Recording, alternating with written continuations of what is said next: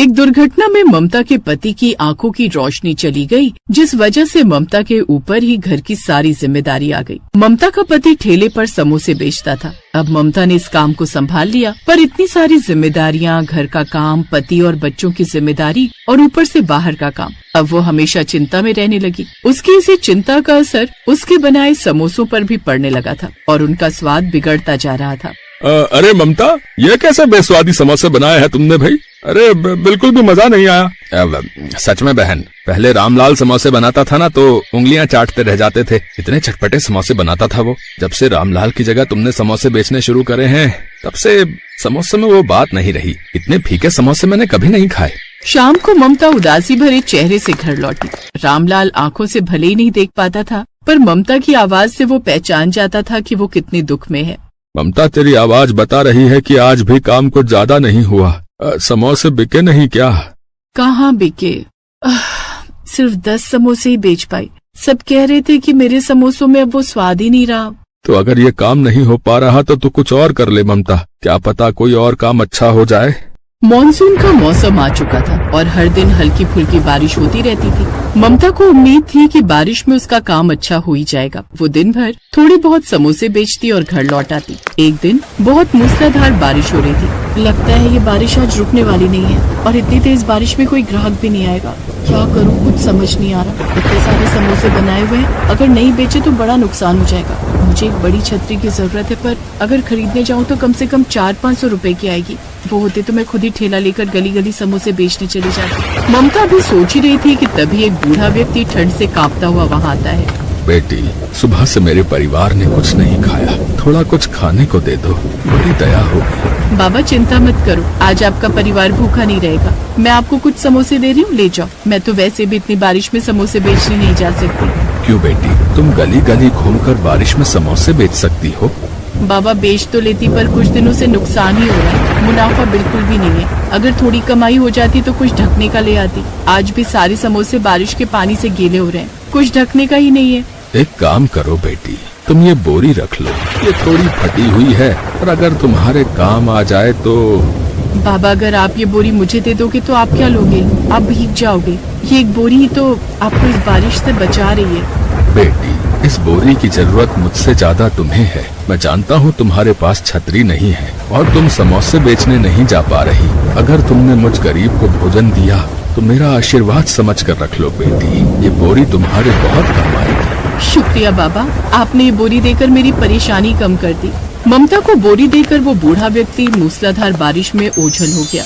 बोरी में थोड़े छेद हैं, पर इस मूसलाधार बारिश में कुछ तो काम आई जाएगी। भला उन बाबा का, बेचारे खुद बारिश में भीगते हुए गए हैं, पर उन्होंने बड़े मन से ये बोरी दी है। ममता ने फटी हुई बोरी को ठेले पर ढका और समोसे बेचने निकल गई। गर्मा गर्म समोसे ले लो, गर्मा गर्म समोसे। भैया जी, गर्मा गर्म चटपटे समोसे ले लो। बारिश का मौसम है, समोसे खाने का अलग ही मजा आ जाएगा। अरे ये तो ममता समोसे वाली है, इसके समोसे में तो बिल्कुल भी स्वाद नहीं है। अरे खाकर देखते हैं, क्या पता आज सही बने हो। लाओ ममता, 2 समोसे दे दो। ममता वहाँ खड़े कुछ लोगों को समोसे देती है। अरे वाह वाह, क्या समोसे हैं ममता, आज तो तेरे समोसे में कुछ अलग ही स्वाद है। एकदम चटपटे समोसे। सही में इतने अच्छे समोसे तो मैंने आज तक किसी भी समोसे वाले से नहीं खाए भाई। हाँ, ऐसी बात है तो एक समोसा मुझे भी दे ही दो भाई। देखते ही देखते ममता के आसपास लोगों की भीड़ लग गई। ममता ये देखकर हैरान थी। अरे समोसे वाली, जरा 10 समोसे मेरे भी पैक कर देना। 5 मेरे भी कर देना। हे भगवान, तेरा लाख लाख शुक्र, आज तो मेरे सारे समोसे बिक गए। उस दिन ममता बहुत खुश थी। घर जाकर उसने सबके लिए बहुत अच्छे अच्छे पूरी पकवान बनाए। साथ ही ममता की सुकून भरी आवाज नेत्रहीन रामलाल के मन को भी खुशी दे रही थी। ममता, लग रहा है आज बिक्री अच्छी हुई, तभी तेरी आवाज में खुशी झलक रही है। क्या कहूँ जी, बात ही कुछ ऐसी है। आप सुनेंगे तो आपको भी बहुत खुशी होगी। आपको पता है, आज तो चमत्कार हो गया। आज मैंने सारे समोसे बेच दिए। क्या सच? ये तो सचमुच चमत्कार हो गया। कहाँ तुम सिर्फ 5 या 6 समोसे बेचा करती थी। आप ठीक कह रहे, अब से मैं ऐसा ही करूंगी। बहुत तसल्ली से समोसे बनाया करूंगी और गली गली घूमकर बेचा करूंगी। ममता अब रोजाना ही ज्यादा समोसे बनाकर बेचने के लिए निकल जाती थी। अब तो दिन पर दिन उसकी बिक्री बढ़ने लगी। धीरे धीरे ममता के समोसे सबको पसंद आने लगे और ज्यादा से ज्यादा लोग खाने लगे। ममता के पास अब पैसों की भी कोई कमी नहीं रह गई थी। एक दिन ममता ठेले को ढकने के लिए एक बड़ी छतरी खरीद लाई। उसने वो पुरानी बोरी को हटाकर नई छतरी लगा ली और समोसे बेचने निकल पड़ी। रास्ते में उसे बंधे हुए ग्राहक मिले, पर उस दिन किसी ने भी समोसे की तारीफ नहीं की, बल्कि सबने बुराई ही की। अरे कितने घटिया समोसे हैं, बिल्कुल बेस्वादी। ये पहले जैसे समोसे नहीं है भाई। बारिश के पानी में भीगे गीले गीले समोसे, बारिश के पानी में भीगे हुए समोसे खिलाकर बीमार करना है। मैंने तो छतरी भी लगा ली, फिर समोसे गीले कैसे हो गए? अब क्या करूं? आज समोसे किसी को पसंद नहीं आ रहे, बहुत नुकसान हो जाएगा आज भी। उस दिन सभी ग्राहकों ने ममता के सारे समोसे वापस कर दिए। ममता उदास मन से घर आ जाती है। कुछ दिनों तक ऐसा ही चलता रहा। ममता के समोसों की फिर से कम बिक्री होने लगी। ममता इस बात को बिल्कुल भी नहीं समझ पा रही थी। एक दोपहर ममता जब समोसे बेचने जाने लगी तो बारिश शुरू हो गई। ममता बड़ी छतरी निकालने लगी तो उसने देखा छतरी गायब है। अरे छतरी कहाँ गई? लगता है किसी ने चुरा ली। अब क्या करूं? इतनी तेज बारिश में तो मेरे सारे समोसे गीले हो जाएंगे। एक काम करती हूँ, आज वो बोरी डाल लेती हूँ, कुछ तो पानी से बचेंगे। उस दिन ममता वही फटी बोरी ढककर ठेला लेकर बाजार पहुँची। आज बारिश तेज थी तो वो एक पेड़ के नीचे खड़े होकर समोसे बेचने लगी। तभी एक पति पत्नी आए। उन्होंने ममता से समोसे लिए और फिर समोसे तो बहुत ही बढ़िया और चटपटे हैं। एक काम करो, एक समोसा और दे दो। अरे भाग्यवान, तुम और लोगी क्या? हाँ, एक ले लूंगी। सुनो जी, समोसे बहुत स्वाद है, बच्चों के लिए भी पैक करवा लो। वहाँ खड़े सब लोग फिर से ममता के समोसों की तारीफ करने लगे। ये देखकर ममता बहुत हैरान थी। तभी ममता ने बोरी की तरफ देखा। वो समझ गई कि ये बोरी उसके नेक कर्मों की वजह से चमत्कारी हो गई है। उस दिन के बाद ममता ने उन बाबा का आशीर्वाद मानकर उस बोरी को हमेशा अपने पास रखा, जिससे उसे काम में सफलता मिली।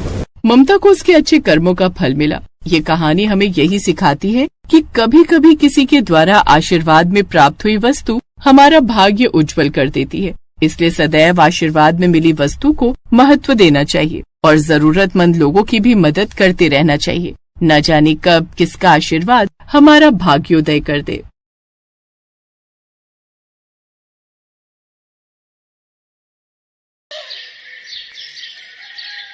ये क्या माँ, तुमने तो कहा था कि आज तो मेरे लिए समोसे बनाओगी, लेकिन ये तो दलिया है। कहा तो था, पर बेटा आज नहीं बना पाई। बस थोड़े दिन ठहर जा, जैसे ही काम से एक दिन की भी छुट्टी मिलेगी मैं तेरे लिए बना दूंगी समोसे। ओफो माँ, ये क्या बात हुई? आज मेरा जन्मदिन है।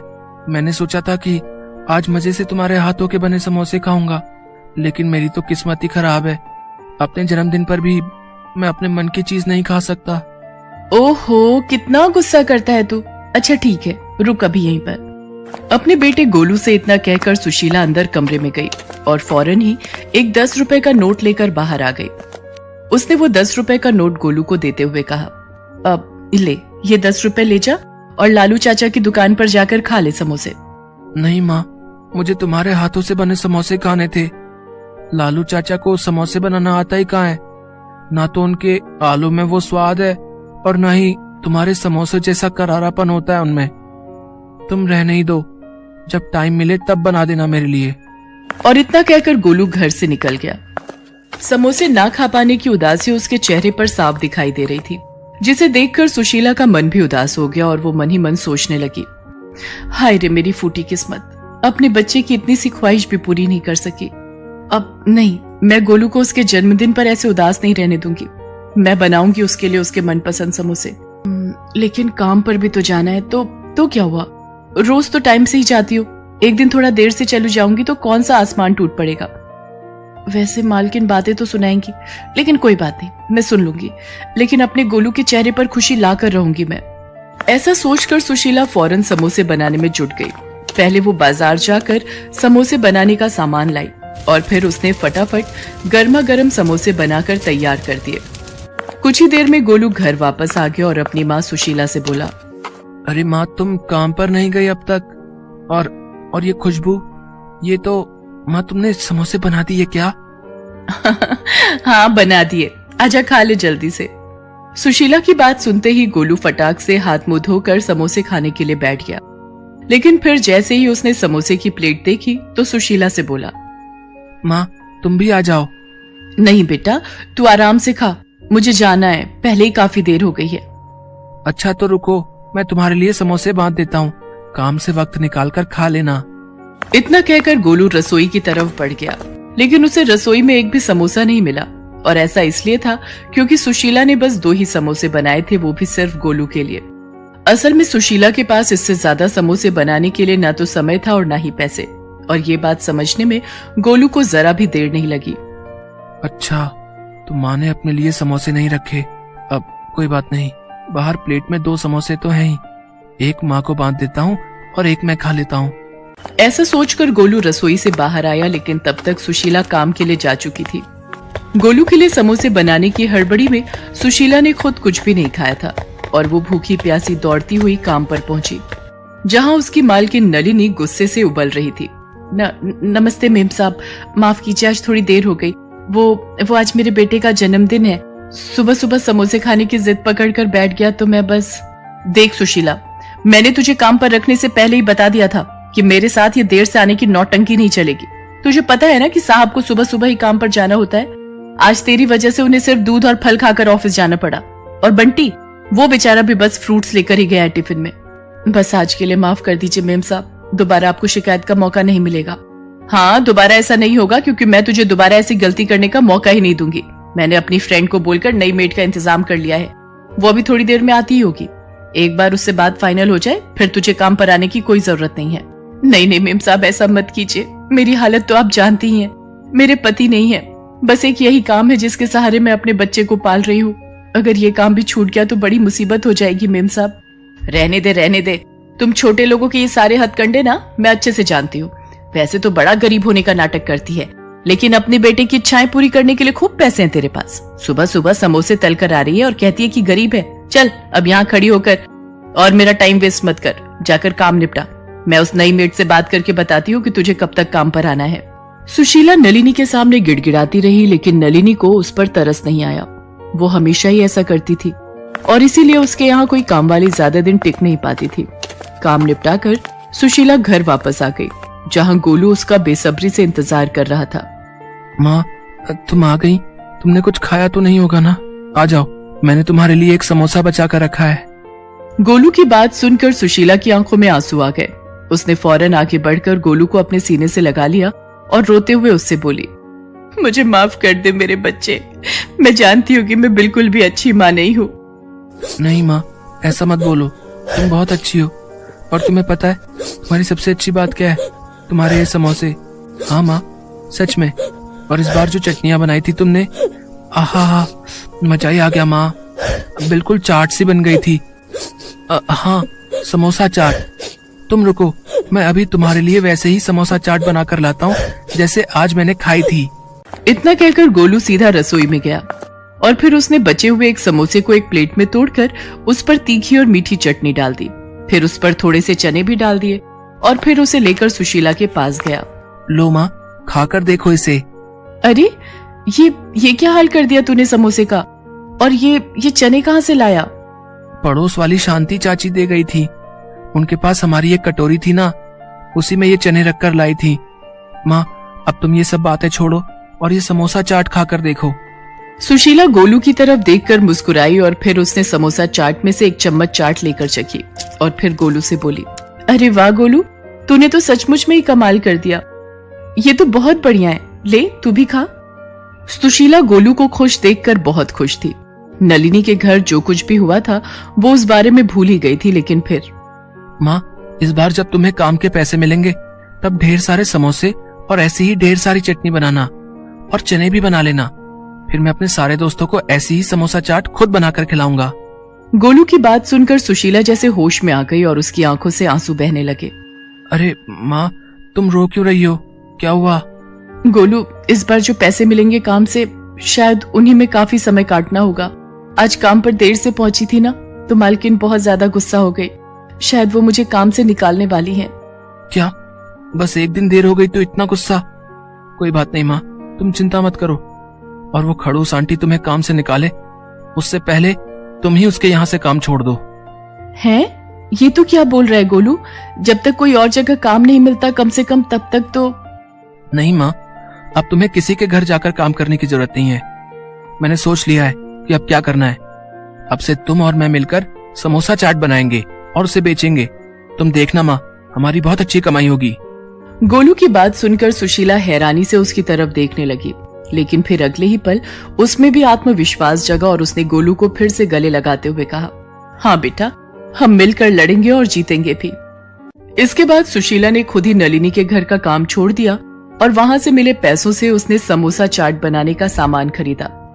हालांकि ये सब करते हुए सुशीला के मन में इस बात को लेकर डर था कि अगर ये काम ना चला तो क्या होगा, लेकिन फिर गोलू का आत्मविश्वास देखकर उसमें भी हिम्मत आ गई और उसने पूरे मन से समोसा चाट का सामान बनाकर तैयार कर लिया। और फिर शाम होते ही, नहीं माँ, तुम रहने दो, चाट तो मैं ही लगा कर दूंगा सबको। जितने मन से सुशीला ने समोसे बनाए थे, गोलू भी उतने ही मन से समोसा चाट लगाकर सबको दे रहा था। पहले दिन ही सारी की सारी समोसा चाट कुछ ही घंटों में बिक गई और लागत के साथ साथ अच्छा मुनाफा भी हाथ आ गया। सुशीला और गोलू बहुत खुश थे। फिर कुछ दिनों बाद, अरे सुनो बच्चे, मुझे समोसा चाट को ऑर्डर देना है। आपको लाइन में लगना होगा, ये सारे लोग ऑर्डर देने के लिए खड़े हैं। उस जगह पर वाकई बहुत भीड़ थी और नलिनी को उसी भीड़ से जूझते हुए आगे बढ़ना पड़ा। और फिर जैसे ही उसने सुशीला को वहां पर ऑर्डर लेते हुए देखा तो उसे अपनी आंखों पर विश्वास ही नहीं हुआ। अरे सुशीला, तुम ये मशहूर समोसा चाट की स्टॉल चलाती हो, लेकिन कैसे? इतनी जल्दी इतना सब कैसे कर लिया तुमने? बस अपने बच्चे की इच्छा पूरी करती रही मेम साहब, और भगवान पर भरोसा बनाए रखा, क्योंकि वो तो सब जानता है ना कि कौन क्या है। अब वैसे आपका कितना प्लेट का ऑर्डर है? पैसे एडवांस ही देने होंगे आपको। सुशीला और गोलू की तरक्की जहां उन दोनों के लिए उनकी मेहनत का फल थी, तो वहीं नलिनी जैसे लोगों के लिए एक सीख भी थी कि भले ही आप कितने ही अमीर क्यों ना हो, कभी भी किसी को छोटा समझकर उसकी बेइज्जती नहीं करनी चाहिए।